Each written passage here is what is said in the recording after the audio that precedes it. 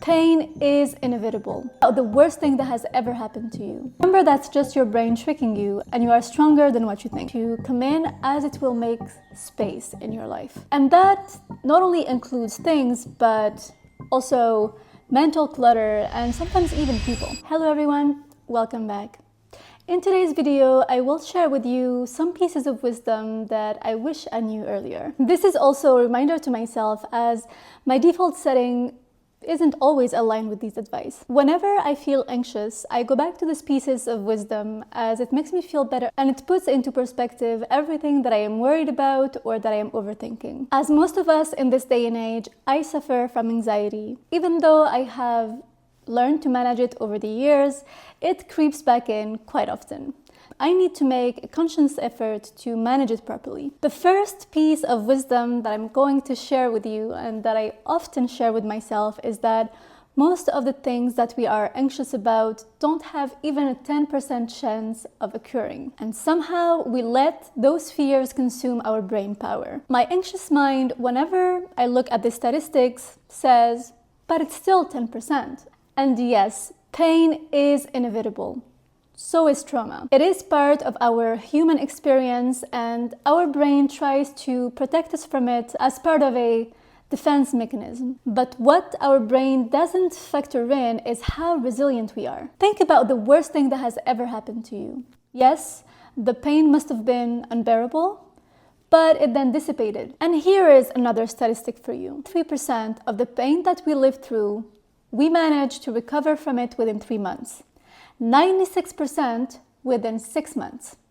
And most of us even experience post-traumatic growth. Pain, more than any other experience, makes us more empathetic, more compassionate. And if we do the work and dig deep into the lessons that these pain teach us, we end up wearing these wounds as a badge of honor, as survivors and not victims. So whenever you are anxious or fearful, remember that's just your brain tricking you, and you are stronger than what you think. The second piece of wisdom that I would like to share with you, and that I always remind myself, is that my body is a luxury car that should work seamlessly. If things aren't working properly, instead of blaming my body for it, I should thank it for the cues it's giving me to investigate further the underlying reasons of what I'm feeling. Our quality of life depends on our physical and mental health and shouldn't be taken lightly. Anything that we want to achieve in life without proper health won't be possible. So we should absolutely prioritize our health, and this is something that I really want to focus on in the years to come. I recently read the book of Gabor Mate, When the Body Says No, and it's absolutely mind-blowing to see how stress and lack of boundaries can sometimes lead to terminal illnesses. He goes deep into the hidden connection between mental health and physical health. Modern medical science often tries to reassure us that our bodies and our minds are totally separate, when in reality they are deeply interconnected. Mental stresses often lay out in the body as physiological diseases, disorders, and chronic conditions that endangers health and wellness. And that's truly a life-changing book on mental health that everyone should read. The other book that I want to talk about that I'm currently reading is Woman Code. And the author, who is also an OBGYN, goes deeply into the issues that women face on a daily basis and how these different symptoms that we live through as women stem from imbalanced hormones. She has a holistic approach of how to heal women through food. She has an entire protocol to follow, and that's something that I'm going to also implement in my life, because I just want to live symptom-free. And if diet and food can in fact help with the hormone imbalances, that's definitely something that I want to implement. If you want me to do a deep dive on both books, let me know, and it will be my pleasure to go more in details on the protocols that they both encourage us to do to have a better mental and physical health. The third life lesson or piece of wisdom that I'm going to share with you is limit the things in your life. And that's a huge statement for me. I am someone who overconsumed everything from skincare, makeup, clothes, you name it, I overconsumed it. I now have a rule.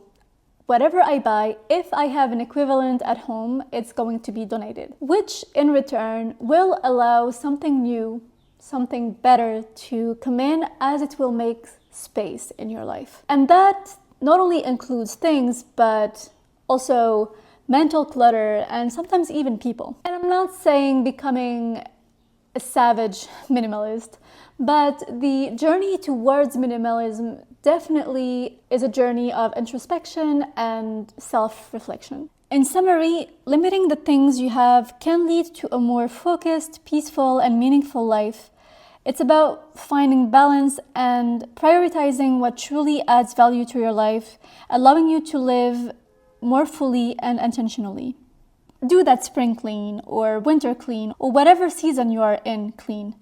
Donate, as it will benefit others and you at the same time. Be intentional and mindful of what you possess and consume. The last piece of advice that I tend to remind myself quite often, and this is really hard for me because I'm someone who is extremely driven, who is extremely ambitious, and I do not always realize that every win comes at a cost. Any gain that you make comes with a sacrifice. And whenever you are making a decision that is opportunity driven, you have to measure that cost. Perhaps it's the stress that you cause to your body that end up causing health issues, or the time spent socializing or with family, the moment you miss out on life as you are making gains in other areas. Everything is positive until you have too much of it. Even stress can be a positive thing. In fact, you need cortisol to wake up in the morning, and that's a positive stress. But too much stress can cause burnout, where you could be depleted from any energy or motivation to do the simplest of tasks. Instead of only chasing gains, weigh out the sacrifices that you are making.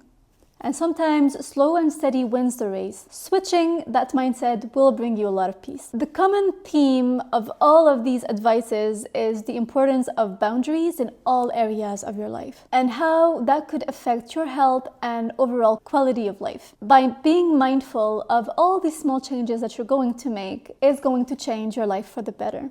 I hope these pieces of advice are helpful to you as much as they are for me. It is always great to have these reminders. I try to read them as much as I can and implement them on a daily basis in my life. And I really hope that it is something that you're going to implement in yours as well. Thank you so much for watching. Before you leave, please subscribe, as it will help this channel grow, and I will talk to you on the next one.